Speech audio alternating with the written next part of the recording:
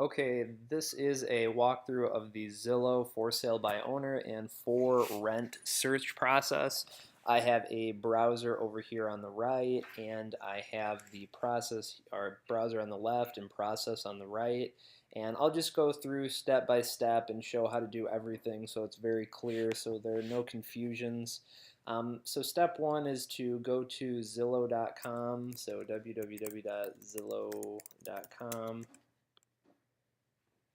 And then click on the buy tab so it's highlighted in blue, the buy tab being right here. You can select for rent, for sale, estimates, depending on what you're looking for, but we want to know what properties are available for purchase. And step three is to type in Martin County, Florida or St. Lucie County, Florida in the search bar, depending on which county we're searching in, and then click the search button. So we're going to start off with Martin County, Florida, and then we're going to hit the search button. Step four is to click on the for sale dropdown and select only the buy owner option. After we click the buy owner option, all properties that are being sold for sale by owner will be displayed on the right side of the page.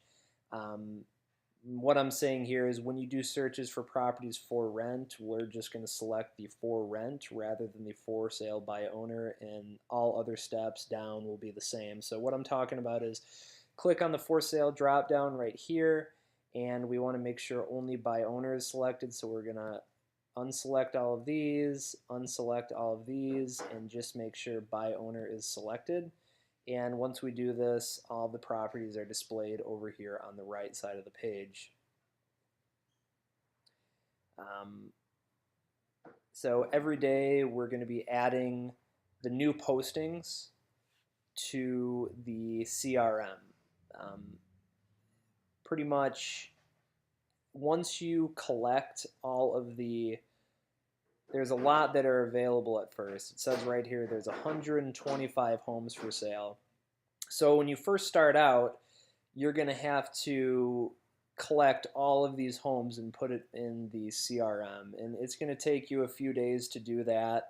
But once you get all caught up on all of these properties, you are going to pretty much just click this more drop down. Let's stick to the process so we don't get ahead of ourselves.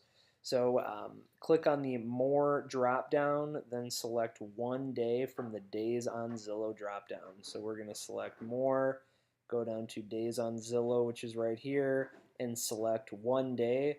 This will show you all of the properties on the right here that have been listed within the past 24 hours. You can do the same for properties listed within the last week by clicking 7 days, the last 12 months by clicking 12 months.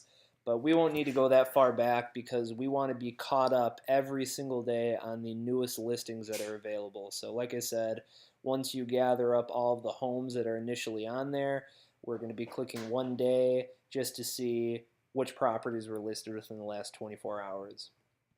Okay. Step six, note only 25 properties are displayed per page. So once you're done collecting data for all of the displayed properties, click next on the bottom of the page to see the next page results. So what I'm talking about with this is that when you have your days on Zillow set to any, which will display every single property that's been on Zillow, whether it's been on there for 1 day or 300 days. Like I said, we have 125 homes for sale. All of these properties here on the right, 25 of them will be displayed roughly per page, and we just want to make sure we go through the list by clicking the next button on the bottom just to see all of the pages of displayed properties, just so we don't miss any.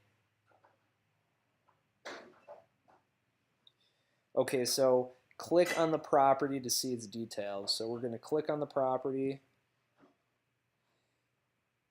and here's all of its details. We have the address here, number of bed, bath, square footage, its list price, and what the owner wrote up as the property details right here.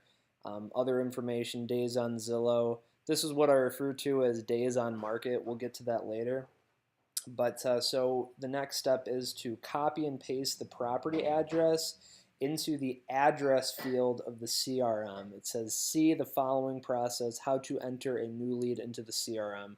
We'll get to that process next for entering new leads, but just going down, it says copy and paste the property address into the address field. So we're looking for this right here. We want to highlight this, and we want to copy it, and then we will paste that into the address field of the CRM.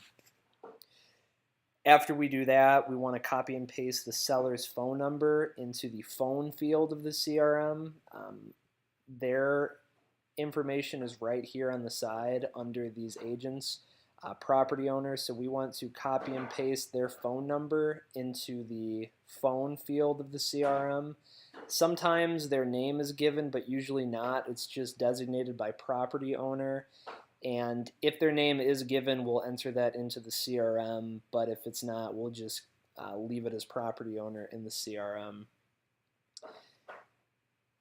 All right. So and then the next step is to copy and paste the number of bed, baths, property description, and price into the source information field of the CRM. So what I'm talking about is this information over here. We want to highlight this and drag it down and copy this information, bed, bath, square footage, information, and sales price. Press copy, and we'll paste that into the appropriate field into the CRM.